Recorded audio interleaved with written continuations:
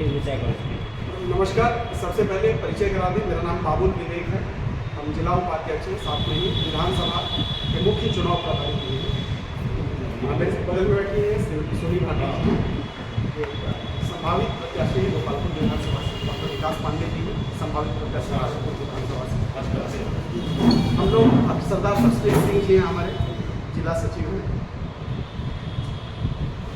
आज की यह महत्वपूर्ण प्रेस कॉन्फ्रेंस हम लोगों ने आयोजित की है। आगामी 11 तारीख से पार्टी प्रदेश व्यापी आंदोलन शुरू करने जा रही है बिहार में। जातिगत जनगणना के जो आंकड़े सरकार ने सार्वजनिक किए हैं, जो कि 2023 में ही सार्वजनिक कर दिया गया था, उसके बाद दावा किया गया था कि उसके आधार पर योजनाएं बनेंगी। आरक्षण का जो स्लैब है उसको बढ़ाया जाएगा।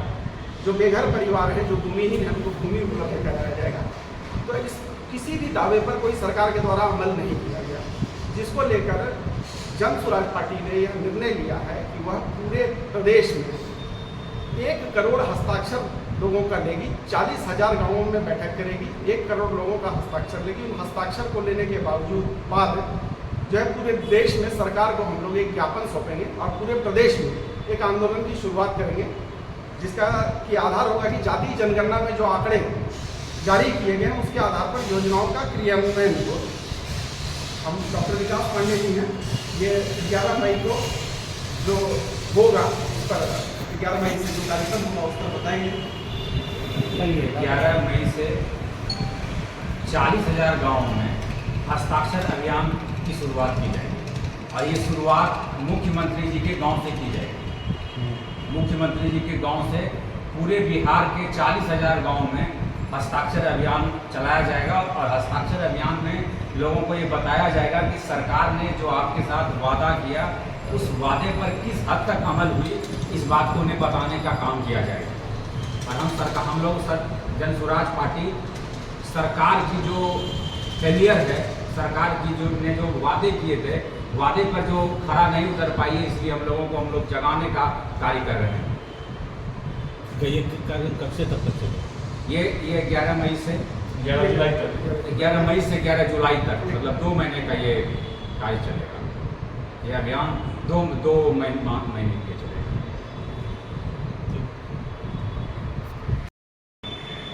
सरकार की नीति के संबंध में कहेंगे ये कि उन्होंने जो ये आंकड़ा दिया कि हम लोग जाति जनगणना करा रहे हैं, ये बस एक चुनावी मुद्दा था, उस समय भी था और आज भी था, क्योंकि ये मुद्दा तो पहले ही हो चुका है।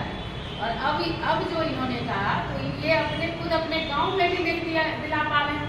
अपने गांव में भी जो गरीब हैं उनका आंकड़ा वो नहीं बता पा रहे हैं। तो पूरे प्रदेश की और बिहार की तो बात ही छोड़ दीजिए।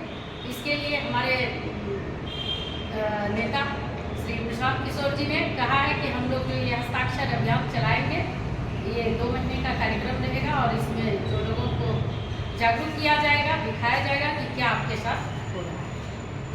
इसी अभियान को लेकर के वो चलेगा। प्रत्येक गांव, प्रत्येक प्रखंड, प्रत्येक जगह गोपालपुर विधानसभा के जैसे उन्होंने बताया कि संभावित प्रत्याशी है, क्या एजेंडे पर चुनाव लड़ेंगे आप? एजेंडा तो विकास का ही है। एजेंडा तो देखिए, जो हमारे यहाँ पलायन की समस्या है, जो अभी हमारे गांव के, हमारे प्रखंड के लोग जो बाहर जाके कमा रहे हैं, जो पढ़ने और कमाने वाले ही नहीं, पढ़ने वाले भी छात्र चले जाते हैं बाहर। 10th के बाद देख लीजिए सभी पलायन करते हैं। तो मेन एजेंडा तो वही रहता है, वही है। और विकास का जहाँ तक बात है तो आप लोगों ने देखा ही कि क्या किस तरह से विकास हो रही है, कागजों में है या हमारे जो अफसर हैं उनकी विकास हो रही है। क्या विकास हो रही है ये आप लोगों से चुकी नहीं। तो ये धरातल पे लाना है हमको। इसीलिए मैं चाहती हूँ कि मैं अपने गोपालपुर विधानसभा ही नहीं, पूरे भागलपुर और पूरे में प्रशांत जी का बिहार में जो उनका अभियान रहेगा, इसमें मैं शामिल करूँगी। नवंबर 2023 को ही ये जाति आंकड़ा विधानसभा में प्रतीत किया गया था, लेकिन उसके आगे की कोई भी कार्रवाई, जो जाति लाभ मिलना था, वो कुछ भी लाभ आज तक नहीं मिल पाया है सरकार के द्वारा। सरकार सिर्फ चुनावी छलावा देकर जाति जनगणना कराती है और चुनाव खत्म होते ही सब कुछ को भूल जाती है। अभी चुनाव नज़दीक आ गया है तो फिर से जमीन सर्वे और जाति जनगणना स्टार्ट हो गया है, लेकिन पिछले 2023 में विधानसभा प्रतीत होने के बाद आज तक उसका कुछ हुआ नहीं। तो सरकार पूरी तरह से ठगने का काम कर रही है। उसी के विरोध में प्रशांत किशोर जी के नेतृत्व में 11 मई से 11 जुलाई तक जो है हस्ताक्षर अभियान पूरे बिहार वर्ष में चलाया जाएगा। और हम लोग भागलपुर के भी जितने भी सक्रिय जिला कमेटी हैं वो लोग 1500 गाँव में ये हस्ताक्षर अभियान को चलाएंगे। आज से आप संभावित प्रत्याशी हैं, क्या लगता है भागलपुर से माना जा रहा है, तो क्या लगता है क्या ऐसा बदलाव आप करेंगे, क्या मुद्दा लेकर के आप चुनाव के मैदान में आएंगे? देखिए, हर एक पार्टी का दो तरह का मुद्दा होता है। एक तो एक पार्टी का मुद्दा है जो कि राज्य स्तर पर है, और दूसरा मुद्दा जो है वह लोकल लेवल पे। अगर पहले मैं लोकल मुद्दों की बात करता हूँ, जब मैं लोगों से जनसंपर्क कर रहा हूँ तो जनसंपर्क के दौरान जब लोगों से हमारी मुलाकात होती है, बात होती है, तो मैंने ये महसूस किया है कि भागलपुर के जनता में जो शिक्षा का स्तर है, शिक्षा का स्तर जो स्लम्स एरिया हैं वहाँ बहुत खराब है। लोगों में शिक्षा की, कल मैं वार्ड नंबर 5 गया था, वहाँ मेरी बात हो रही थी, वहाँ के जनप्रतिनिधि बता रहे थे कि हमारे यहाँ का पॉपुलेशन 10,000 है और हमारे वार्ड में एक ढंग का स्कूल नहीं और स्कूल में 2 टीचर। तो अगर लोग अपने बच्चे को पढ़ाना चाहते हैं तो पढ़ाने के लिए पहले तो उनको अच्छा स्कूल होना चाहिए। तो पहले स्कूल नहीं है, तो सबसे जनस्वराज की सबसे पहली प्राथमिकता ये है कि हम लोगों को एक अच्छी शिक्षा मुहैया करें। यह मौलिक स्तर पर हर किसी की ज़रूरत है। शिक्षा के अलावा दूसरा जो महत्वपूर्ण मुद्दा है वो है रोजगार। कि भाई ठीक है, शिक्षा हम प्राप्त करेंगे तो क्या शिक्षा से हमको भोजन मिल जाएगा? नहीं। शिक्षा प्राप्त करने के साथ साथ जो युवा हैं, 18 से 30 साल के जो युवा हैं, उन्हें रोजगार चाहिए ताकि उन्हें बेहतर रोजगार मिले, ताकि वो रोजगार करके अपना घर परिवार को अच्छे तरीके से चला सकें। और जो बच्चे हैं उनको एक बेहतर शिक्षा मिले। उसके बाद जो बुजुर्ग को 2,000 रुपया प्रति माह पेंशन की घोषणा की गई है पार्टी की तरफ से। इसके साथ साथ मेरा जो अपना ओपिनियन है कि बुजुर्गों के लिए जो स्वास्थ्य सुविधाएं हैं ये पूरी तरह मुफ्त होना चाहिए। जितना भी, मैं डॉक्टर भी हूँ इसलिए मैं ये समझ सकता हूँ कि जो भी जनता गरीबी रेखा से नीचे है उनके लिए स्वास्थ्य संबंधी सारी सुविधाएं इतनी होनी चाहिए, वो चाहे सरकारी अस्पताल हो या प्राइवेट में। लोगों को अगर हम 2 चीज़ों का लाभ दे दें कि अगर बच्चों को मुफ्त में अच्छी शिक्षा दे दें और अगर घर परिवार को हम ऐसा कुछ कर दें ताकि उनको स्वास्थ्य संबंधी कोई तकलीफ ना हो, उसके लिए उनको टेंशन नहीं होगा। अगर कोई घर में बीमार पड़ गया तो उसका कैसे इलाज कराएंगे, ये 2 समस्या खत्म हो जाती है। तो आदमी अगर 10-12 हज़ार की भी नौकरी कर लेता है तो अपना परिवार को खुशहाल तरीके से चला सकता है। क्या लगता है, एज ए डॉक्टर हैं आप, लोगों से संवाद करते हैं, लोगों से बातचीत होती है, तो क्या लगता है क्या कमियां हैं? कुछ पिछले भी टाइम विधायक तो रहे हैं भागलपुर में, ऐसा नहीं विधायक, क्या लगता है क्या काम नहीं हुआ है और आपके रीजन में क्या काम होगा जो जनता आपको चुने? लोगों में जो तत्कालिक विधायक है उनके प्रति बहुत रोष है। 5 साल 4.5 साल उन्हें जैसे सुस्त रहे थे, 6 महीना एक्टिव रहे थे। जनता का मैंने बिल्कुल जनता के आवाज़ में आपको बताया कि लोग उनके बारे में यही कह रहे हैं। मेरा कहना है कि अगर यदि मैं या फिर जनस्वराज अगर पार्टी में आती है तो जनस्वराज का सबसे पहला मुद्दा ये होगा कि प्रत्येक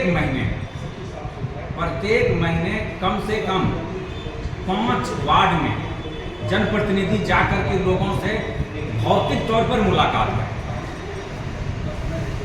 अगर 5 वार्ड में, अगर भागलपुर की मैं बात करूं तो टोटल 51 वार्ड है।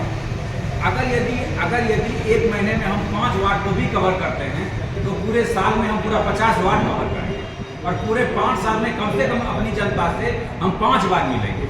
उनकी जो भी समस्या है, समस्या को सुनेंगे और जो स्तर पर संभव होगा उसका निदान किया जाना चाहिए। जनस्वराज को बी टीम भी कहा जाता है भाजपा का, तो क्या लगता है इस पर आप क्या कहना चाहेंगे? अगर यदि जनस्वराज भाजपा का बी टीम होगा तो जनस्वराज हमेशा यही कहती है कि मेरा टक्कर तो भाजपा के साथ।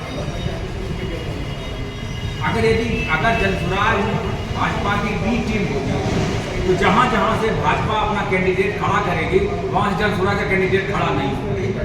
और अगर जहाँ से भाजपा का कैंडिडेट खड़ा है और जनसुराज भी खड़ा है तो आपको ये मानना चाहिए कि जनसुराज भाजपा की बी टीम नहीं, क्योंकि अगर बी टीम होगी तो अपनी टीम को हराने का तो प्रयास नहीं करेगी। कम से कम ये जनता को समझना चाहिए। जदयू के एक नेता का कहना है कि जनसुराज जमीनी स्तर पर कुछ नहीं है, खाली फेसबुक पे सोशल मीडिया पे है, तो इस पे आप क्या जवाब देना चाहेंगे? जमीनी स्तर पर जो जमीनी लोगों से जाकर के बात करें कि अभी जो है जितना भी जनसुराज के कार्यकर्ता हैं, अभी जाकर के आप फेरी फेरी में लोगों से जाकर के पूछें कि आपसे सबसे ज़्यादा मिलने के लिए कौन आते हैं। जमीनी स्तर की बात क्या होती है? जब तक जनसुराज सत्ता में नहीं आती तब तक हम क्या कर सकते हैं जनता के लिए? अभी तो हमारे पास एक ही विकल्प है, आपसे मिल सकते हैं। जब आप हमको सत्ता पर काबिज कीजिएगा, फिर अगर हम आपके लिए काम नहीं करेंगे तो अगले बार गर्दन पकड़ के उतार दीजिएगा। जनता से क्या कहेंगे अगर जनसुराज आपको मौका देता है तो भागलपुर की जनता से क्या कहेंगे? भागलपुर की जनता से मेरा यह आह्वान है कि मैंने यही महसूस किया कि मुस्लिम जो हमारे भाई लोग हैं उनको ये लगता है कि अगर भाजपा आएगी तो हम सुरक्षित नहीं हैं, और हिंदू में जो संभ्रांत लोग हैं उन्हें ये लगता है अगर राजद आएगी तो हम सुरक्षित रहेंगे। तो दोनों ही लोग एक दूसरे को सुरक्षा प्रदान करने के लिए मुस्लिम राजद एसोसिएशन को और हिंदू एनडीए को वोट करती है, लेकिन दोनों में से किसी ने ये नहीं देखा कि हम जिनको वोट दे रहे हैं इससे हमारा राज्य या हमारा क्या विकास होगा। इसलिए मैं जनता से आह्वान करता हूं कि एक नई पार्टी है और आपके पास ये तीसरा विकल्प है जिसमें कि हिंदू मुस्लिम नहीं है, इसमें सारे कम्युनिटी के सारे जाति के लोगों को बराबर रूप से सम्मान दिया जाएगा। इस पर विश्वास करें, एक बार विश्वास करके। मेरा नाम डॉक्टर विकास कुमार पांडे है, मैं राज्य कार्यकारिणी समिति सदस्य हूँ जनसुराज।